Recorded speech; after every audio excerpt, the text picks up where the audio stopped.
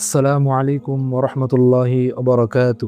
প্রিয় দর্শক ও শ্রোতা, আজ এই ভিডিওতে আমি আপনাদের সাথে এমন একটি বিষয় নিয়ে কথা বলবো, তা হচ্ছে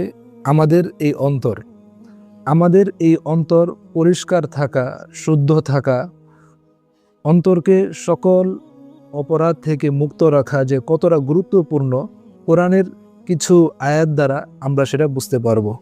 আল্লাহ রাব্বুল আলামিন সূরাতুশ শুআরা এর এক আয়াতের মধ্যে এরশাদ করেন, ইয়াউমা লা ইয়ানফাউ মালু ওয়ালা বানুন, যে হাসরের দিন তোমাদের ধন সম্পদ, সন্তান সন্ততি কোনো কাজে আসবে না। তাহলে সেই দিন কি কাজে আসবে? আল্লাহ তাআলা পরের আয়াতেই এরশাদ করেন, ইল্লা মান আতাল্লাহা বিকলবিন সালিম, যদি তোমরা একটা পরিশুদ্ধ অন্তর নিয়ে আল্লাহর কাছে উপস্থিত হতে পারো, তাহলেই তোমরা সেই দিন মুক্তি পাবে, তোমরা সেই দিন জান্নাতে প্রবেশ করতে পারবে। তাহলে এই আয়াত দ্বারা আমরা বুঝতে পারলাম, অন্তর পরিশুদ্ধ করা, অন্তরকে পরিশুদ্ধ রাখা, গুনাহ থেকে মুক্ত রাখা, এটা খুবই গুরুত্বপূর্ণ একটি বিষয়।